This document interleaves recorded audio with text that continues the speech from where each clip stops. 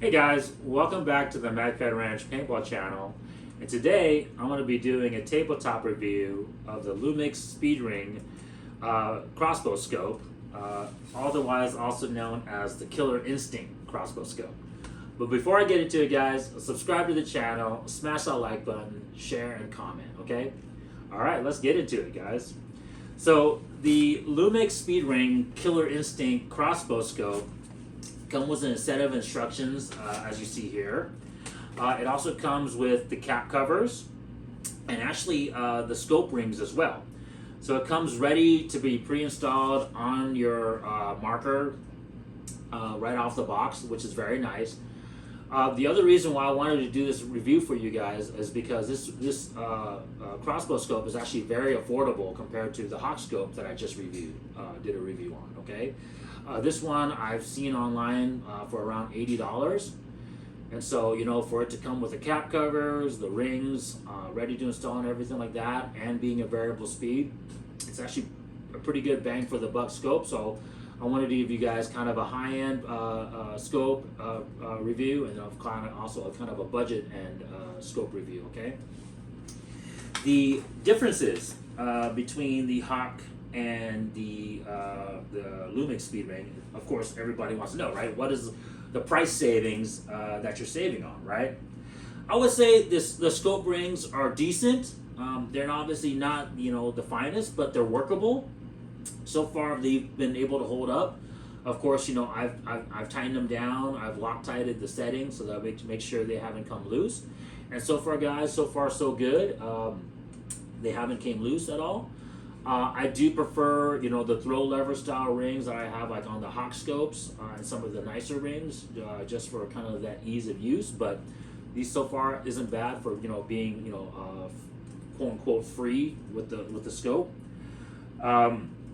A couple other differences too, guys, is that the velocity, the feet per second magnification adjustment ring on the Lumix versus the Hawk is the Lumix is adjustable from 270 feet per second to 450 feet per second, whereas the Hawk scope is adjustable from 250 to 425. Now, ultimately, at the end of the day, all that is irrelevant. But where it is kind of relevant is because the magnification that it offers you, right? Because the Lumix speed ring starts at 270 feet per second, and as you guys are aware, you know, because our markers shoot, you know, at a cap limit of 300 feet per second, pretty much, we have to cap our feet per second adjustment on the scope to 300 feet per second, right? And because it starts out at 270 already, when you adjust it to 300, it's only giving you this additional increase of magnification, right? So 270 is 1.5. When you get to 300, it's roughly 2x, right? It's roughly 2 by magnification. Whereas I told you guys on the Hawk scope, because it started out at 250, and I know it seems small, right? Just this 20 feet per second difference, but because you started at a lower number and now you have to adjust it to a higher number, to 300 feet per second, it gives you just a hair bit more magnification. So like I was telling you guys on the Hawk scope, it's like a 2.3 by magnification, where on this Lumix speed ring, it's going to be closer to a 2x magnification. Okay. Speaking of, you know, that sight and that magnification, it's also the glass quality. The Hawk scope is definitely clear, you know, more clear than the Lumix speed ring. Not by an exorbitant amount, but looking through the glass compared to the Hawk scope, this is definitely not as clear as the Hawk scope is, okay? Just a hair, you know, I don't know if you want to call it fuzzy or hazy. I mean, it's like I said, it's nothing dramatically bad, guys, but if you look through the Hawk scope versus this one, you know, the Hawk scope is just slightly clearer, okay? Okay, and I think that's kind of where, you know, of course, some of the cost savings went into, okay? The huge cost savings though, right? This is kind of where everybody's like, well, where is, you know, that extra $100 and, you know, $20 that I'm saving, you know, $200 for a Hawk scope versus, you know, $80 for the Lumix speed ring, right? It's in your adjustments, guys. The Lumix speed ring adjustments are very mushy. It's not very positive. Now the good thing is that they're toolless. You don't need tools to adjust the elevation and the windage, or of course turn on your illumination. But when you turn it, it's just not very positive. It's very stiff, and then when it does turn, it's like you really can't tell it's turning and to the click until it's kind of there, and then you're like, whoa, did I do the half MOA like it's saying that it is, or did I do 1 MOA? So it's like I said, it's not as positive by far. The Hawk one is super positive. You can definitely feel and hear the click every turn, every turn adjustment you make. The Lumix not as much so. So when I was going to zero this scope with this marker, it took a little bit extra to do so because I really couldn't tell if I had turned it just 1 click or did I turn it 2 clicks. So it took a little while to kind of readjust to get my zero dialed in correctly. And then same thing with the illumination, guys. The illumination is really stiff to turn as well too. And then when it does turn, it says that it has kind of like this variable speed gauge, right? Like it goes from like very bright to very low. But I'll tell you guys, like it starts very bright and then right away it gets very dim. And so there's really not too many in-between adjustments, it's pretty dim until it goes to 0. And so unless you're kind of like using almost near the top to like full on, full setting, you're not really getting a whole lot of illumination. Okay? So that's definitely where they kind of like, the budget was saved on, was the illumination adjustability and the elevation and windage adjustments. It's just not as positive and crisp as the Hawk scope. And then of course, kind of the second factor is the glass is not as clear as the Hawk scope is, okay?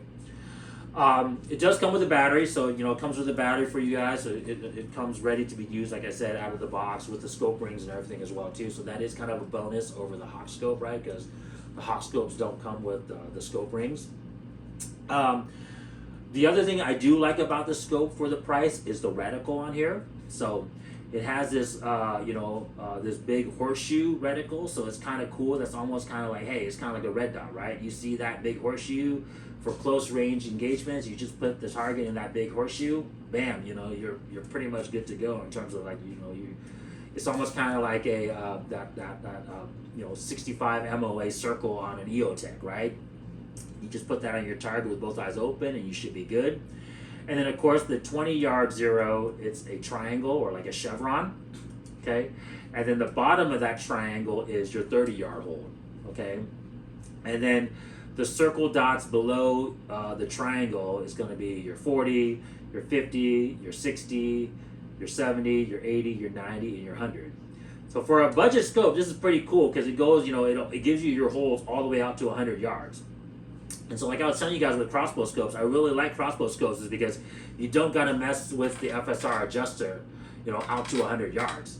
You can pretty much be rest assured that you can hit your targets from 20 all the way out to 100 just using the reticle holds that's provided on you here, as long as you've taken the time to zero your marker properly at the correct feet per second that your scope is set at, okay?